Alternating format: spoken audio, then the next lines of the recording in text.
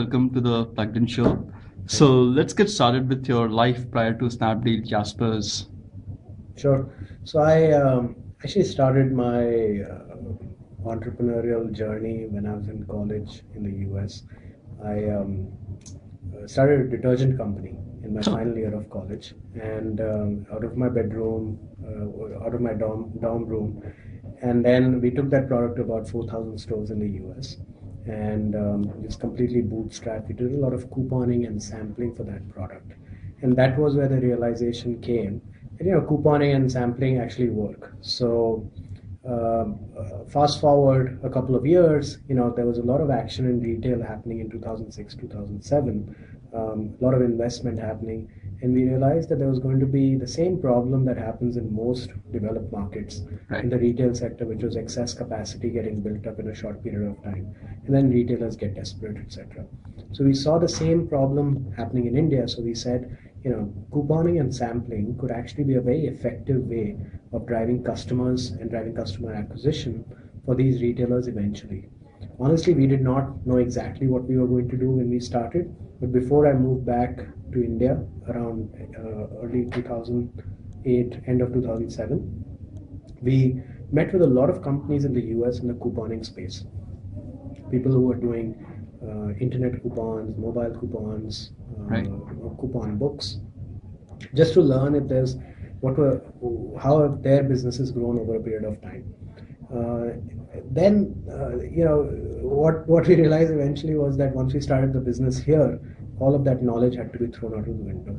It was barely relevant here. Right? The market was very different. I remember when me and my colleague, my co-founder and friend Rohit, we went to retailers to talk about coupons. They used to be like, coupons? What coupons? We don't know what coupons are. We don't do coupons. Our brand, right? So we realized that the market had to change in terms of its mindset from a marketer's standpoint for this business to become viable. Fortunately, around that time, the recession happened, right? And suddenly, because the recession happened while the shit was hitting the fan across most industries and the economy, for us, it was actually a fortunate event. Because retailers suddenly had a lot of inventory, and retailers suddenly, whether if it was a services retailer, he had his store completely empty. So he was more open to actually come and talk to us, and or let us talk to them about what we can do for their business in terms of acquiring customers. Rewind a little bit. I started the company with Rohit, who is my close friend from school, who went to IIT Delhi.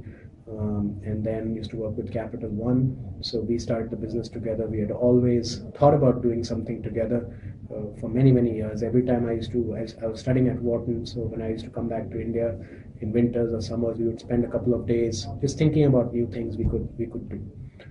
So this was a great partnership because he was analytical, technical. I was more sort of generalist who knew nothing. And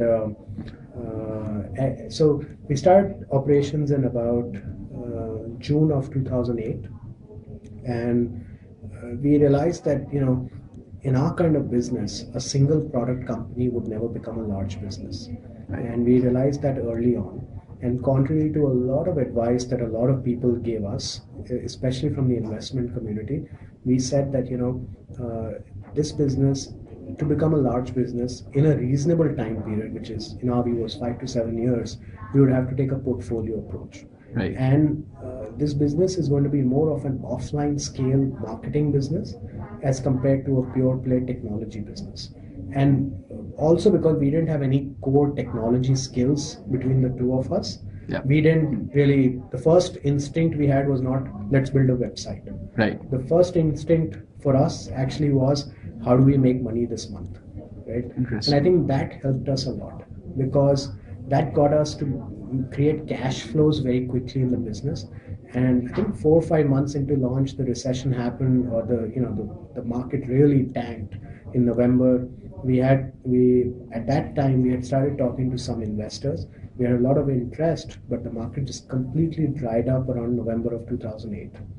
Fortunately for us, we had hired some decent people, and those decent people were helping us keep the lights on through that time. I remember there was this great, around, I think, 5, 6 months, around November 2008, when we almost had a term sheet signed by a large venture capital firm in India. We thought, everything was going to go great now. But what happened at that point was, I guess we didn't manage our finances well enough that we had to pay about, I think, around 5 lakhs of salaries the next day, the 7th of December. And we only had 53,000 rupees in the bank on 6th of December or 5th of December. And it was the moment of truth for our business, wherein we could have either said, screw this, let's go back to our great jobs, fancy lives, and or we could have actually put in more money from our bank accounts and paid another month's salary, maybe 2 months' salary, etc. Fortunately, we did the latter, and I think since that day there was no looking back, because our conviction got further strengthened. Yeah, that's when you killed the escape button, right? Yeah, yeah. There was no escape button after that, right? So, then business started taking off really well. I think one thing we did well was we invested in a fundamentally sound business, right? So whatever investments we were making, were actually making money at the end of the month for us, right? And most of those investments were in people. And while we were making these investments in people, we were building a large network of merchants, which eventually 2.5 years hence is the core value of our business. It's the core enterprise value of Jasper. Right? We work with 50,000 plus retailers in various capacities to distribute their deals, discounts, etc. I'll talk more about that. But that's sort of the key value we built in the company. So how did you convince retailers to, go through the couponing thing? Because, like you said, it was too new for India. Yeah, no, it was literally danda marke, right? So because sometimes you just have to take the brute force approach. Right. So I remember when we first started, Rohit and I used to go to retailers and restaurants, etc., ourselves, and sometimes wait for an hour and a half for managers at restaurants to meet with us. And these were restaurants where we probably won't even pay to eat. And that was a great learning experience for us. It's a great, it brings a very, very intrinsic humility to you. You may have degrees from IIT and you may have degrees from Wharton and all that, worked at fancy companies, but as an entrepreneur, where the rubber hits the road, none of that matters. And I think that learning was very good for us. I think you learn a lot more about people. You learn a lot more about how you have to build the right business to succeed, right? And only then will the Sethji who's running a local merchant or a restaurant or a salon or a whatever shop will listen to you. You need to have the right product. I think that approach of being very hands-on helped us a lot, because when we hired our second, third, fourth employees, all those guys we handheld, took to the stores, coached them how to talk to retailers, how to convince them, how to educate them about what discounts and done the right way, structured in the right way, can do for their business. And most of those guys are still with us and probably making a lot more money than they could have made at any other company, and with teams larger than they could have ever thought of at the age that they are at right now, right? So one of the examples I often share is I think our second employee number 2, used to work in the checkout counter at Big Bazaar, scanning products, barcode scanning products, and he was making 12,000 rupees a month at that time, and as a temp staff, off role. Right. And we took him because frankly we were in a really rinky-dink office and no one else wanted to work with us, right, at that point. And I remember when my sister-in-law used to line up interviews for us from home, and we used to be in the office waiting for candidates to come. And our office was a basement in a residential community where there used to be parathas being made everywhere, all day and all that, right?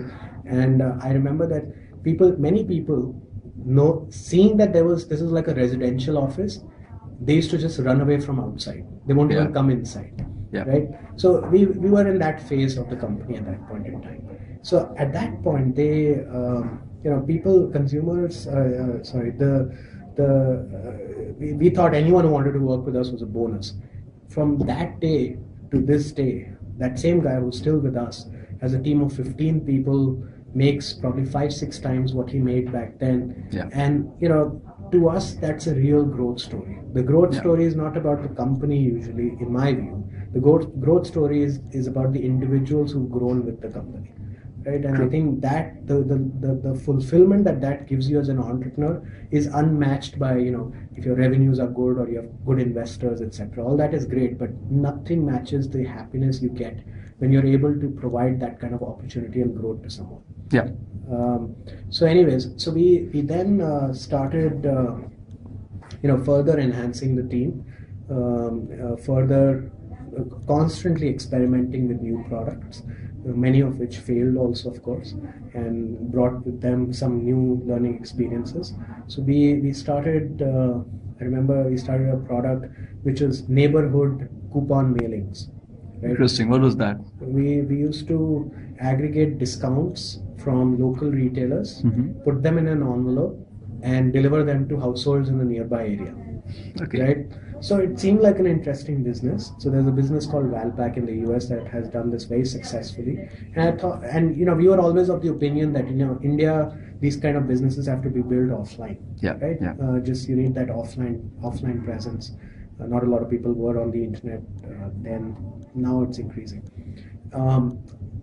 What we didn't realize was that India has such a poor infrastructure of delivery of offline mail, etc.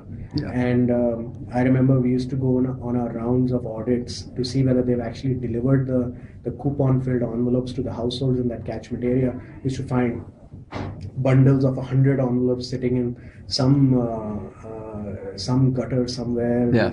Some household they delivered like 20, some household didn't get any. And we realized that business was completely broken, right? And we did burn our hands. Fortunately, the financial burn was not that much because most of our business that we do is fairly low on investment. Yeah. But it was a great learning experience because building a company is essentially an amalgamation of good and bad experiences, right? And that was an unsuccessful experience, but a great learning experience nonetheless. Thereafter, but it gave us a great understanding of what local merchants want, right? In terms of them realizing deep down within that, in our view, that was sort of the offline Snapdeal in some ways. If you think about it, because those merchants were doing deep discounts and they were trying to attract a lot of consumers from the catchment area, giving them an acquisition offer. Yeah. Right? Because they know that the likelihood of acquiring a customer in a 2-3 kilometer radius is highest compared to someone who's going to come from 10 kilometers away. Yeah. So the business was growing well. About middle of 2009, the market started improving a little bit, but not really.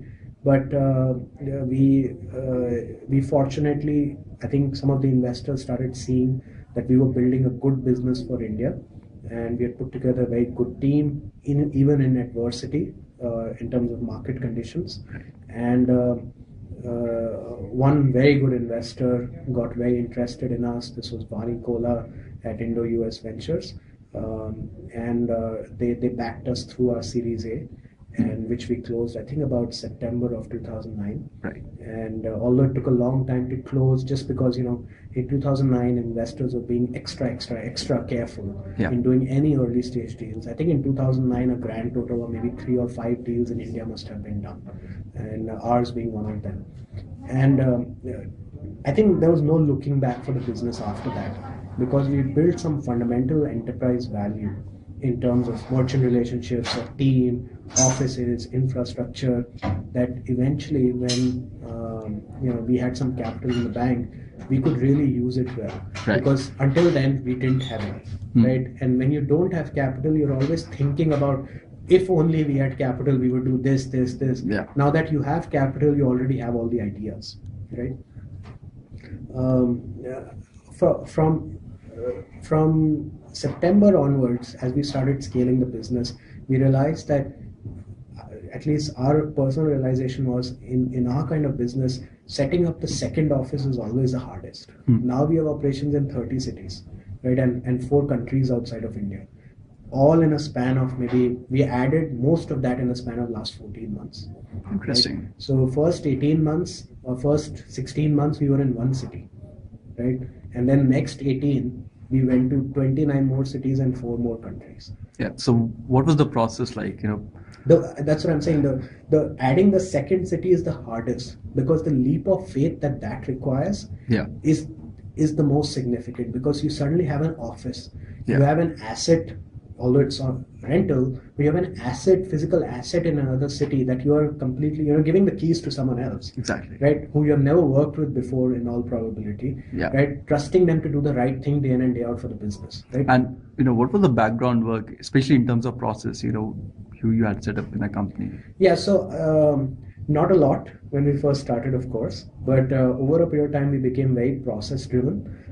We had, I think from very small things like ensuring there's the right way of booking expenses, right way of booking petty cash. Those kind of processes are very important as you scale geographically, even within India. Right. Because what we've seen is that the amount of friction that exists just to run admin and operations in such an offline business like ours is absolutely non-trivial. Which is why I have a lot of respect for companies like Naukri, etc., which are in the technology space but have very large sales teams across the country. Yeah. And to be able to manage them very closely. So, for instance, in our case, right, if we have a team member who is in Coimbatore, right, sitting in Delhi, I've actually never been to Coimbatore. But I need to have enough trust in our team there that they're actually doing the right thing, right?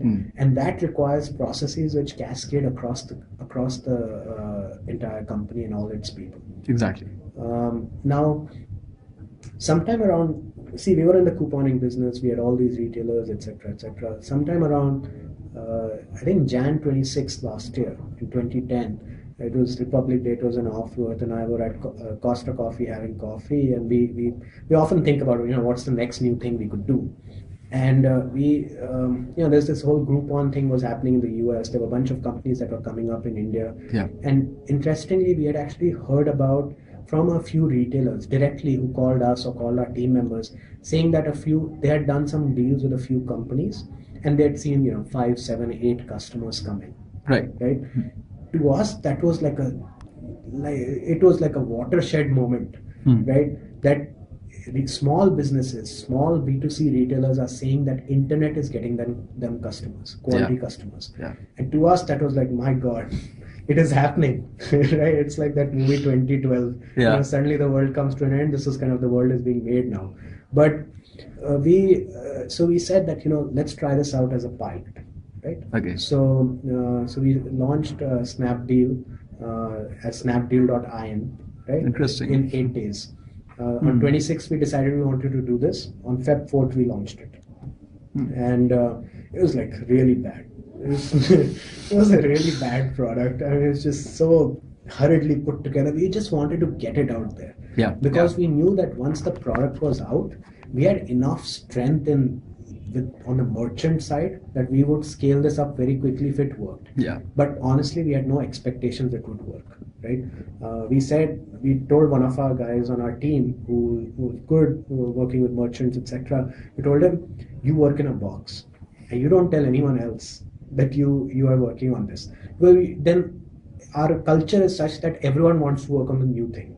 Right? Yeah. Mm-hmm. So you don't want the whole company to get distracted because you want to run a pilot. Yeah. Right. I hope they don't see this interview, this part of the interview. No, but they understand That's also. great. Yeah, they're nice guys. And so then we started this, and the needle moved very slow. I would say in the first 60 days or so, but it was moving, right? It was really moving, and we, our conviction started getting strengthened.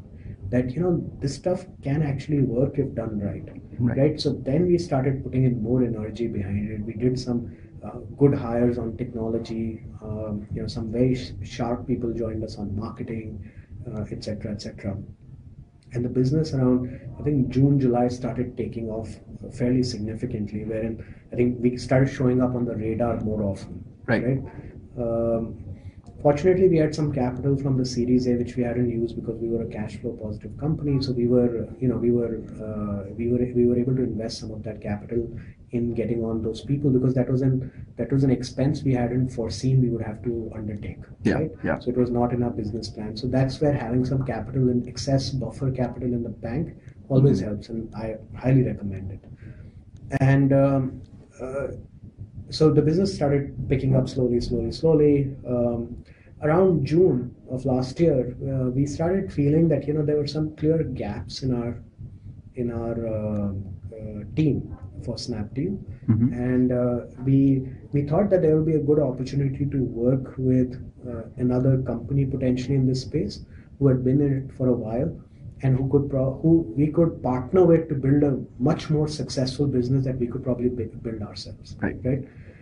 That's when we met the team at GrabOn, and I think they're just absolutely amazing. They're an amazing team. I mean, I think that was one of the biggest turning points for our business, right? Us being able to work with such a smart team of Tony, Sandeep, Jackson, and Bala, who were taking care of different parts of their business, because our teams complemented each other really well. So we decided to work together, I think in July 2010. Yeah. And I think there was no looking back after that for the business. Within 60 days, in September, we saw a huge inflection point in our business.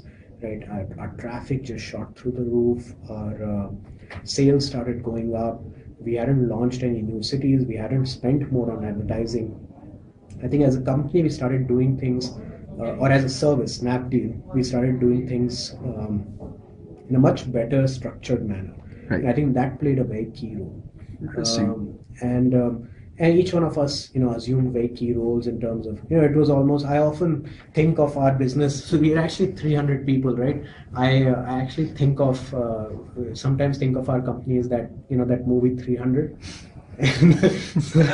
we have these like constant waves of attacks that keep coming all the time, right? And then we have these really sharp, strong people that we are always applying our minds and thinking ahead as a team, that what is it that we need to do 6 months hence that will ensure that we stay on top of the market, right? And I think that's what as a team we've been able to accomplish, always staying about 6 months ahead of the market, right? So around September, October, things started picking up really fast. Wherein I remember back in when we started March, Rohit and I, when we were doing our doodles on the whiteboard about business plan, etc., that how much money can this actually make? How much money do we want to put in? Our estimate was we should be able to sell 100 deals a day, and that would be a great business, right? And right now, we, for sometimes single merchant, we can sell north of 6,000, 7,000 deals for a single merchant. So one of the merchants, BigShoeBazaar.com, popular site, selling shoes, apparel, etc. I think we sold something like 6,000 deals for them. For another service called Carnation, which is Jagdish Khattar's venture for car servicing, sold over 5,000 deals for them. Right, so if we can generate those kind of volumes now for single merchants in a span of 48 hours, then you have something that has solid value, enterprise value as a platform. And I think one thing that our team's probably done well, and as a result we probably haven't moved even as fast as we would like to, is that we experiment a lot. Experiment just an insane amount. And we go wrong many times also.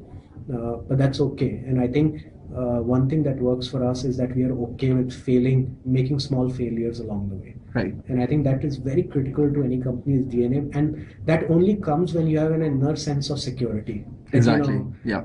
It's okay if it fails. Things will not go to zero because one marketing campaign fails or one UI design fails. Right? And we will make more mistakes like this one in the future also. I think that has played a very key role in growing this business.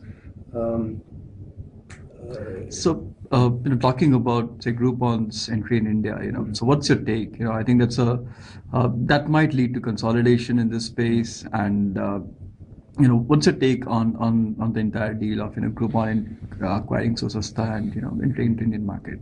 I think it's an interesting move, right? I often say that in India, most of these businesses are offline businesses with technology enablement. Yep. Right, our sales process here is very different from the sales process that the group buying model actually has across the world, right? Yep. Which is typically on the phone. Exactly. Our model is very offline. I can't imagine a single deal closing on the phone, right? For that, you need an offline sales force. For that, you need to hire the right people. For that, you Yep. need to interview the right people. For that, you need to have the right processes to actually thread your teams together, structure. It's very different, right? And also, we know that in India, it's hard to motivate people to spend a long time with your company. Right. So we've been fortunate in that way by virtue of the, I guess, policies we have, practices we have, the way, the inclusive culture we have. So our company has like less than 5% attrition for that very reason. And I think other larger international players coming into India, to us is the most encouraging thing that could have happened to this space, because it suddenly put India on the global map. It is a market for coupons, and I won't say only group buying, but just couponing in general. In couponing in the US is about an $8.5 billion industry. In India, when we started, it was absolutely zero. Right. There's no. Imagine what we had to tell our parents, right? I mean, we are starting a couponing company. They're like, "What is that?" Right? So, but I think it has definitely validated the market as one where couponing will work, whether it's irrespective of which platform it's on. Whether it's on a digital platform or an offline platform. That there is an intrinsic need of retailers to get more customers. That's what it validates to us for the most part. How the model pans out is something that the entrepreneurs and the companies have to figure out here. Right. And that's really where the clear separation of leaders and followers will be made. Right. So, for instance, in India, we've modified the model significantly. Whether it's from a pricing standpoint, we take an option pricing strategy. We do a number of things very differently. We have more than one deal per day, etc., right? And we have a lot of different things we do on the back end also with our subscribers, right? And that has worked for us. It may not work for someone else in that space, and it may not work in any other country also. But we care about India. I think the ability for our team to probably adapt to that has been very key. Adapt to the Indian market. But we welcome all international players. I think there will be more who will come, and I think it will only further create the market. And don't you think there's a bit of hype in the e-commerce space in India? Suddenly you see so many investments, so many fundings being announced, and you still have the same issues of basic infrastructure issues, like even basic stuff like payment gateways. So, yeah, absolutely. So and as a result, there will again be two types of companies that will come out of this. One that will crip, and one that will make hay while the sun shines. So there are ways around solving the payment gateway issues. There are ways solving, not easy ways, mind you. I mean, none of the solutions are easy. Otherwise, they would have been done by everyone, and then we won't have this problem. Exactly. The solutions are very hard and take a lot of time, and sometimes take money, people, etc.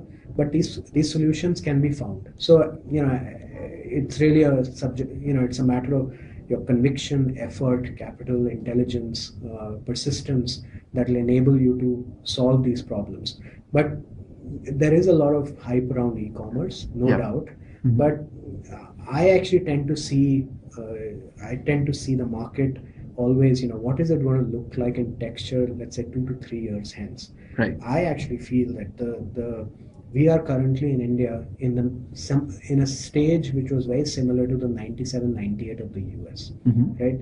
A lot of companies were getting funded. Right? This was before the boom. Actually, a lot of companies were started getting funded in the US, with many investors not knowing what will be the outcome of it. And that eventually created the boom and then the bust. But the fortunate thing that came out of it was there were some good companies run by good people who actually built really solid businesses like eBay, Amazon, etc. Right? Who have then been market leaders and category definers. I think we're going to see the same here. A lot of companies will get funded. Some will make it out, some will not. But either which way, one great thing for consumers and entrepreneurs who play their cards right, and for investors, of course, is that there will be a very strong market, and we'll see many billion-dollar businesses coming out of India in the next 5 to 10 years. Yep. So 26th January is around the corner. So what next are you guys launching? I probably need to take a vacation first, and I think that's something. But we have something lined up. It's just I think it's reaching a point where it's probably not prudent for us to launch so many products. Right. But I think it's just you don't want to fight what is natural. Yeah. Also, right? It's a very natural desire of our company and our team to keep thinking ahead and thinking about there's this need in the market, right? And we can solve it. You don't want to chase everything, but sometimes some of those are worth chasing. Yeah. And I think there's one opportunity which we like, which we are currently. So in February you'll see it happen. Okay. So what next otherwise? What next for Jasper's? So Jasper, we are not building a group buying company, right? I think something I mentioned very often. A lot of people have learned more about our company because of Snapdeal, and because Snapdeal's done well and scaled fast and has a lot of consumer visibility. We are excited by the marketing space, right? We are excited by the marketing promotion space, whether that's couponing, whether that's sampling, etc., etc. And we will continue to build more platforms, more marketing platforms for distribution of coupons, samples, essentially to drive the right customer to the right merchant. In our view, retailers and brands broadly have three needs: branding, customer acquisition, and customer loyalty. Right. If we can, most of our solutions as a business are currently focused on customer acquisition because it's mostly around couponing, etc. We see ourselves moving into the other two also. Okay. Because there are very clear synergies for our kind of business, and we may do that organically or inorganically, but we will move into those because we do believe that there is going to be, if your vision is to build a marketing powerhouse, you can't do just I'm going to be this couponing business. Right. Our goal is to build a marketing powerhouse in India because traditionally marketing companies in India have been run as agency businesses. Exactly. Right. People have not built platforms to do marketing. And I think that's fundamentally the thing that we've really innovated on, and probably our contribution to the marketing space in India in a very small way. But hopefully that small way turns into a big way into the future. Yeah, we certainly hope so, and wish you all the best for the 26th January venture. So thanks, Kunal. Thanks for your time. Thank you.